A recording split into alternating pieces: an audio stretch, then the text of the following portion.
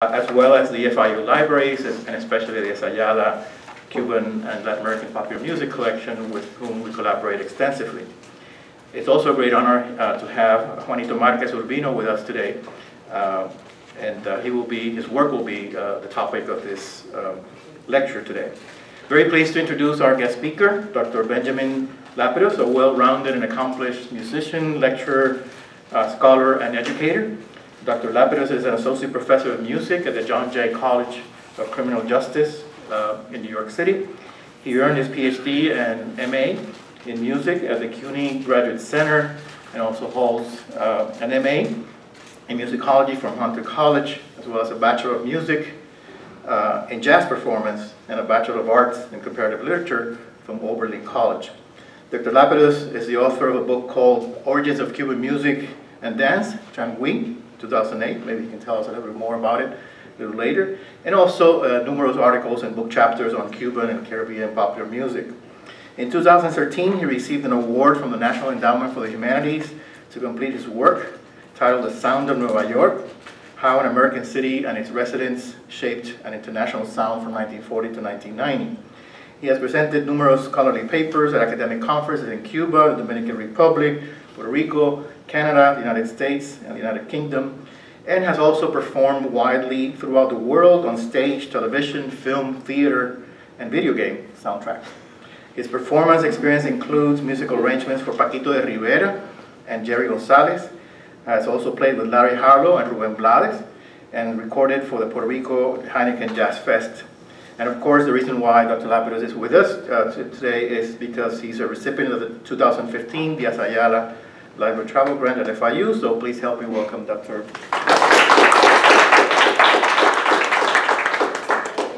So, thank you very much, Jorge. Any relation to Morris Lapidus? I wish. Oh, okay. I was really curious. Yeah, and my name is actually pronounced Lapidus.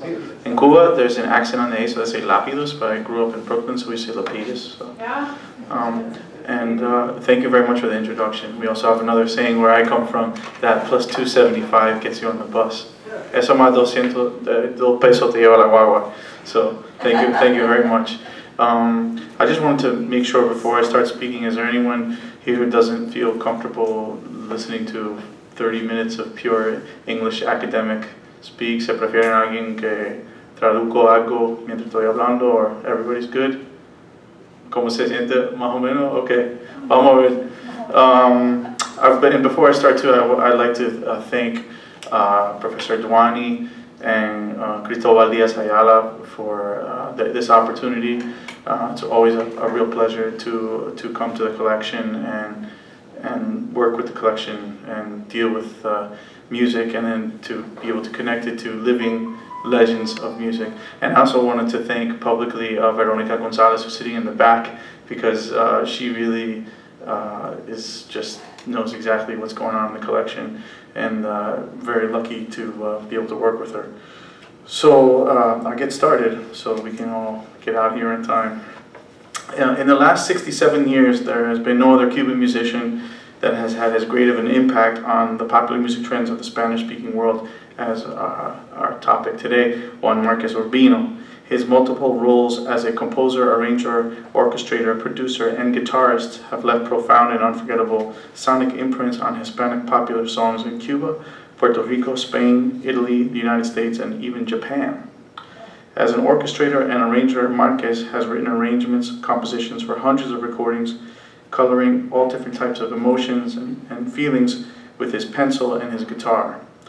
He's a very humble individual, as you'll see if you don't know already, and he is also known for his live performances, but he prefers to stay behind the scenes for most of his career. So for today, I want to talk about his career in three parts. In Cuba from 1929 to 1969, in Spain from 1970 to 1976, and in the United States from 1977 to the present.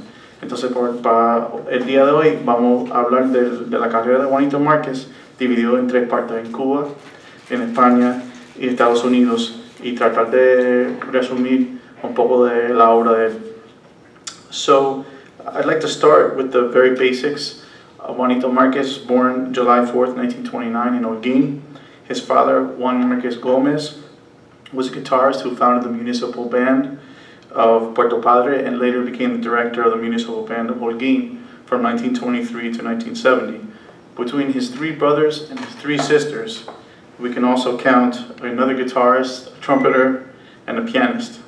So Márquez studied with his father, arranging guitar and orchestration, and then started to experiment and write arrangements of his own music for the famous Orquesta Hermanos Avilés in Holguín in 1948. He also played guitar in a trio led by Vicente Mendoza, which is something he told me yesterday, so I had to include that. And shortly after that, he started writing arrangements and sending them from Holguín all the way to La Habana.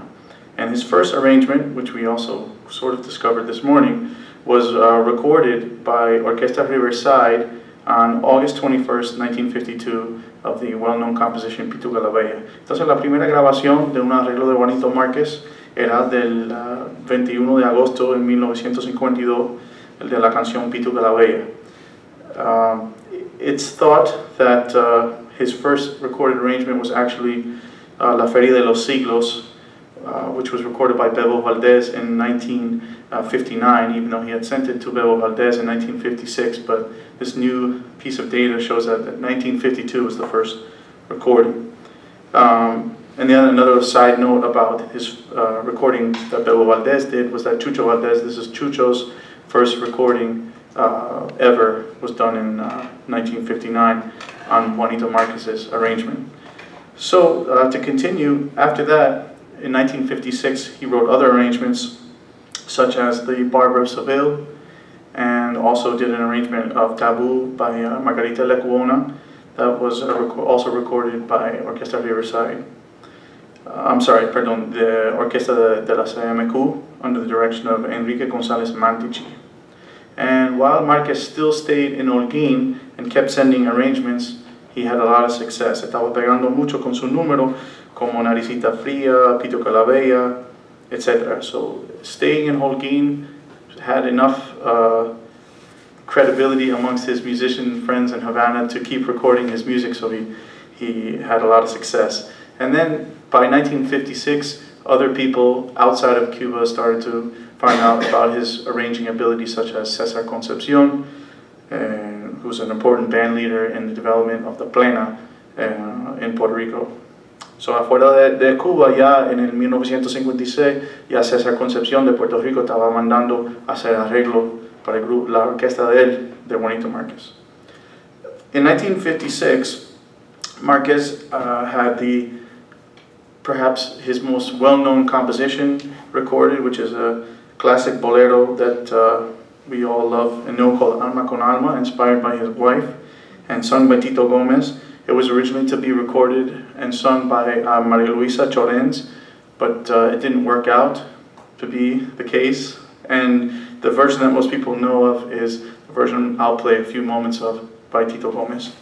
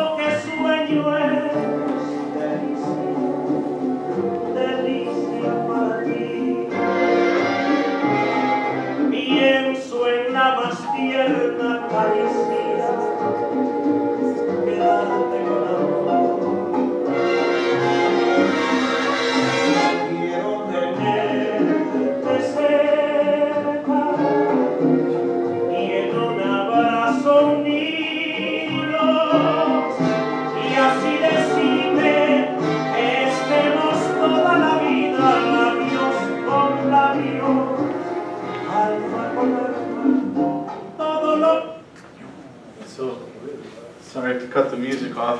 Disculpa. What's most interesting about this composition, I think, from a musicological perspective, is that it's not just the composition, it's not just the melody and the harmony and the lyrics, but it's a complete orchestration. So it's the best execution possible that the composer could have thought of.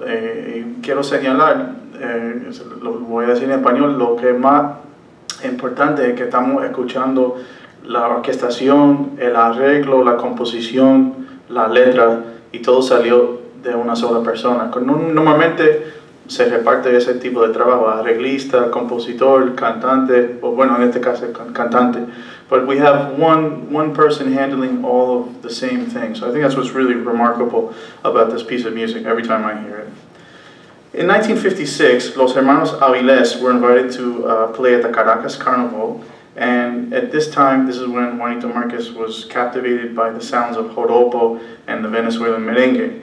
What's very interesting also that I learned yesterday is that he went as the band's drummer because the drummer couldn't make the gig and they couldn't hire somebody to learn the music, so he quickly took a crash course in drumming and became a drummer for 2 weeks in Venezuela. Incredible. I have to add that to the list. Entonces se fue de baterista porque el otro baterista no pudo ir y se convirtió en baterista. He came back and had 2 other groups that he was working with, and in 1959 he started to get even more possibilities. And this next connection is also quite incredible because he hooked up with Omara Portuondo, who most people know who she is, but he hooked up with her by doing arranging. So the first arrangement that he did for her was thanks to Julio Gutierrez. He did Andalucía in the album Black Magic or Magia Negra. And on the same record, he played his first guitar solo that we have a recording of. La primera grabación de una sola de guitarra de Juanito Márquez es un disco de Omar Portuondo,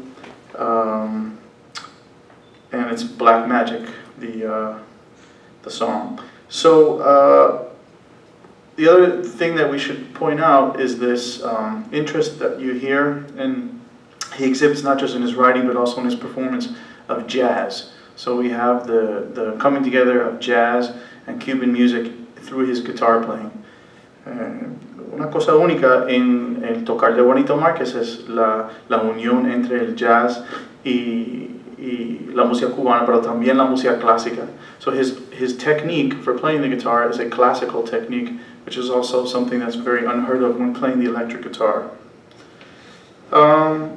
I'm not going to play that guitar solo unless we have a little bit of time, but I will say that his interest in jazz extended to doing a big band jazz recording with Germán P. Ferrer recording as vocalist, and also recording some arrangements of American Christmas music with Elena Burke in 1960. The thing that put Juanito Márquez internationally on the map, besides Alma con Alma, has to be his composition Arrímate pa' acá. Arrímate pa' acá, I'll play for you in a moment. This is a piece of music that mixes the joropo of Venezuela with Cuban music, and it also has coplas, or verses, that are quite humorous. Así que Arrímate pa' acá tiene que ser el número más identificado con Juanito Márquez, y lo que está pasando con ese número es una combinación de música venezolana con música cubana.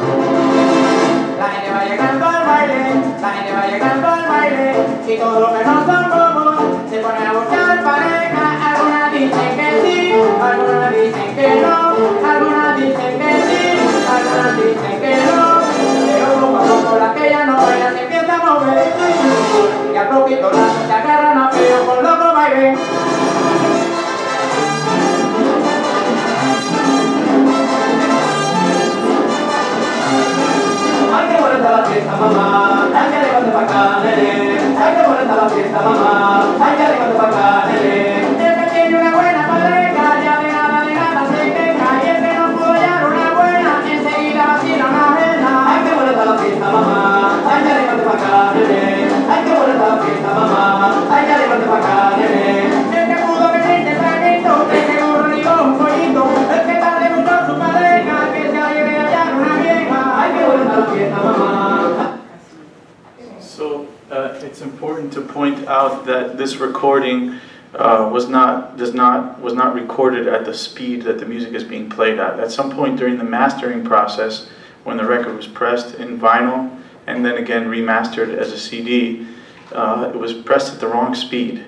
So it sort of sounds like the Chipmunks. Cuando hicieron la fabricación del disco, la velocidad estaba incorrecta. Por eso suena tan rápida el número, no le grabaron así de rapidez. What was the orchestra? This is Juanito Márquez's group, his record. Oh, okay. So He's also famous, the Aragon's version. yes. This is the original version, Oh, okay. 1961, la versión original. The speed is wrong. So it's sped up. It's not supposed to be this fast, but unfortunately, this is how it's remained since 1961, against the author's intentions. So at the same time, this is when, after all this back and forth between La Habana and Holguín, Pablo Cano, his friend, guitar player who had helped him in other ways in the past, convinced him to come to La Habana. And when Juanito Márquez comes back to La Habana to stay, to live, he starts recording, arranging, playing music with Blanca Rosa Gil, Luis Garcia, La Hermana Valdivia, Marta Pérez, the opera singer, Julio Gutiérrez, Morán Mesecada, Fernando Álvarez, Pacho Alonso, Felipe Dulzaides, Cuarteto Voce Latina. These are all groups that he was writing for, playing for, or recording, which is quite incredible. In 1964, there was a call from Japan to write take traditional Japanese music and make sort of Cuban jazz versions of them. So ya de Japón le estaban llamando para hacer arreglo de música tradicional japonesa. So it's quite interesting. Hopefully, I don't think we found any of that in the Díaz Ayala archives, but maybe I'll have to go to Japan next to track that down. Another interesting collaboration happened with the East German accordionist Alfonso Wanneberg, who came to Havana. Llegó un acordeonista de alemán oriental y vino y grabó dos temas de Márquez también ese mismo año. So his Arrímate Pa' Acá was recorded and became a hit in East Germany as well. Another person that Márquez recorded with and collaborated with at this time was Israel Lopez Cachao, who shortly after they recorded, he left for the United States. And with the success of the Pacá rhythm and his music, Márquez had a daily show at the Havana Libre Hotel called Ven Pacá. And the show featured a bunch of different songs. There was a dance band, there were dancers, and the highlight for me, having not been there and only heard about it, was the fact that every night he would play two solo guitar pieces that we have thankfully on another record, but it was an actual show dedicated to this one song. They made an entire show out of it. Es una cosa increíble que hicieron un show totalmente basado en el tema de Pacá. And Leo Brower's wife had the principal role of Madame Pacá, and there were, it was a spectacular thing. Very lucky, I sat down with Juanito and I found a video of the same band performing una descarga, sí, que están haciendo. So one part of the show was that they would do a descarga, a jam, and I would like to share with you the video. This is the video of the show band. The bass player in the show band is none other than Juan Formel, the founder of Los Bang Bang, playing the bass. So el que está tocando el bajo en el video que yo voy a poner ahora es Juan Formel, y esa es la orquesta del show de Ven Pacá.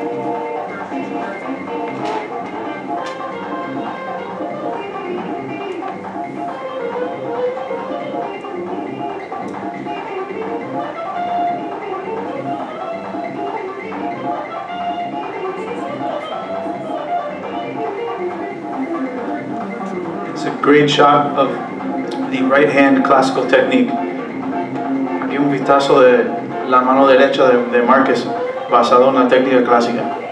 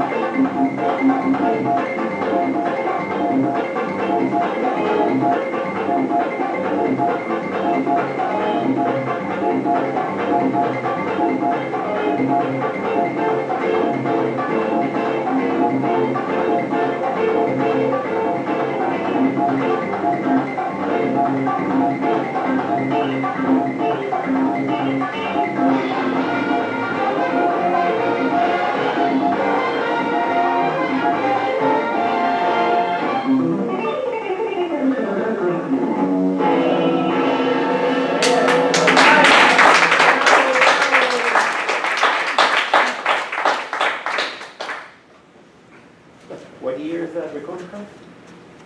The show was 1968, eso era 68. Por ahí. 68? 1968. 68. 1968. And at this point is when Juanito decided to leave Cuba. In order to achieve that, he had to go back to Holguín to get his certificate of agriculture. And amazingly, when he was back in Holguín, he still wrote arrangements and played the guitar when he had spare time between doing everything that he had to do with La Orquesta Hermanos Aviles. And after a year, he made it to Spain. So the next area I want to talk about is Spain. Vamos a hablar de España. Upon arriving in Spain in 1969, Juanito Márquez said he couldn't really play the guitar because he had been working so hard with his hands. But his friend Ernesto Duarte, the composer of Como Fue, convinced him to record a record. And they recorded a record. He borrowed a guitar. And they were in Barcelona, and they started recording at 6 p.m. and they finished at 5 a.m. Entonces pasaron la noche entera haciendo una grabación, la primera grabación de cuando se fue de Cuba, que se llamaba La Mejor Guitarra de Cuba. So his first record was called, The Best Guitar Player of Cuba. And on the cover of the record, I think I have a copy of it here.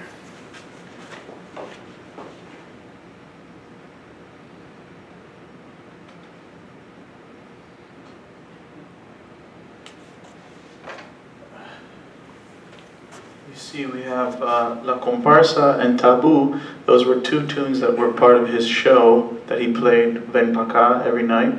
And you can see the smile on the face, although it was difficult times. And I feel that the smile, la sonrisa, va a indicar lo que iba a llegar después. So the smile, even though it was difficult times having just arrived in Spain, I think it's a real indicator of what the future would bring. It's just the beginning. So after recording this record with Duarte, they started to record other projects that were kind of jams, but they were very well arranged. And one of them, for me, which is very important, shows a reflection of rock music with Cuban music, and also is a rare example of Juanito Márquez singing or possibly rapping, the first Cuban rap. So, I don't know, maybe that'll have to be. Aquí tenemos un ejemplo de Juanito haciendo un poco de rap en un número de él que fue una fusión de música cubana con el rock.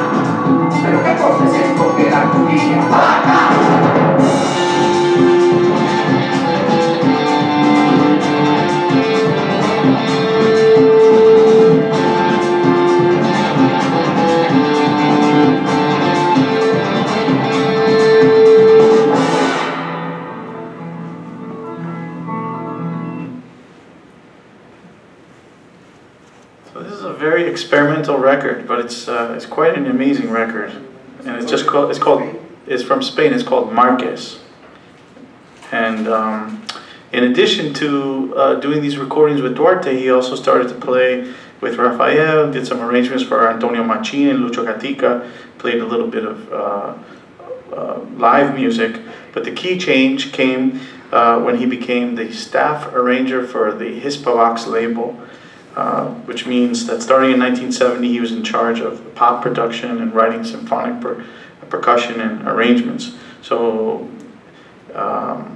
one example from this time period was doing the waltzes and polkas of Strauss with the Madrid Symphony, but giving it a kind of rhythmic background. And in his own words, he said that Madrid was a mecca, if you will, for recording. And the pace and quantity of the work that he did was really amazing because he had to write and record 4 arrangements every week, 2 on Monday and 2 on Thursday. So this meant that for every week of the 6 years that he was there in Spain, every single week except for the month of August, he wrote arrangements Friday and Saturday, gave them to the copyist on Sunday, and recorded them on Monday. Then he wrote 2 more arrangements on Tuesday and Wednesday that were recorded on Thursday. Entonces, en su capacidad de ser el arreglista de la casa, del sello discográfico de la Hispavox, tuvo que trabajar los lunes y los martes haciendo los arreglos, grabando los jueves, grabando 200 arreglos en todo el tiempo que estaba ahí. So it's quite an amazing feat to think about. I don't think I could do that, even if somebody put me with a gun to my head. Maybe I could, I don't know. Neither do I now. Yeah. So really impressive. In his role as an arranger, he worked with everybody in Spain, including José Luis Perales, Elsa Baeza, Paloma San Basilio, Ernesto Duarte, Tony Landa, Mocedades o El Consorcio, Juan Carlos Calderón, Jeanette, Moncho el Gitano, Maciel, Cecilia, Paul Muriart, Maritrini, Rafael, and Julio Iglesias, among others, including Danny Rivera and other productions that were brought in from Puerto Rico. Here's an example of something that he did with José Luis Perales. Ahora voy a poner un ejemplo de la inmensa cantidad de artistas con quien él pudo tocar y arreglar su música.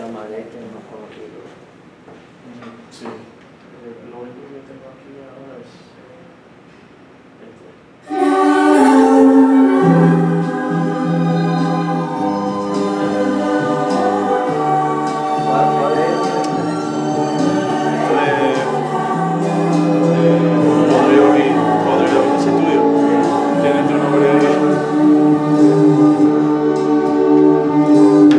Podrán pasar los años y olvidar los campos donde ayer jugué.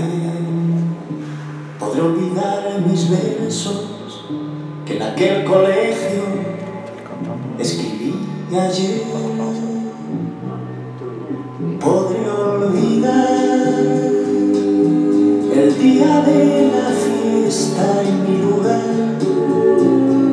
aquellas sensación de libertad, la tarde de un domingo, pero jamás yo podré olvidar aquel amor que... So after 1976, after writing more than 200 arrangements for 6 years, 4 a week, Márquez decided to move to Miami in 1977. And again, with help of friends, they started a recording studio. And this is the third period of his career, which is here in Miami, from 1977 to the present. So ese tercer periodo, empezando en 1977, es cuando empieza a trabajar con músicos norteamericanos, cubanos y latinoamericanos aquí en Miami. So, although he had his connections from Hispavox, he was really working in other genres of music, particularly doing R&B productions, writing brass and string parts, working with people like Jose Feliciano. He did an arrangement for Jose Feliciano of Let O Lie, which won the Grammy for Best Latin Performance in 1986. Also orchestrated that thing. He played guitar in the movie Ruthless People, and then started to play guitar and produce music for Los Estefan, Germán Piferrer, Pablo Cano, Clouds, Cachao, Albita, Celia Cruz, John Cicada, Jose Luis Perales, lots of other artists. And also made it to New York City to record with Tito Puente and Jerry and Andy Gonzalez and Descarga. And this makes sense. I think that he has this reputation. He could go from Cuba to Spain to Miami, and wherever he went, he would find work because his skill set was so vast and unique compared to other musicians. I'm going to play a quick video for you of perhaps the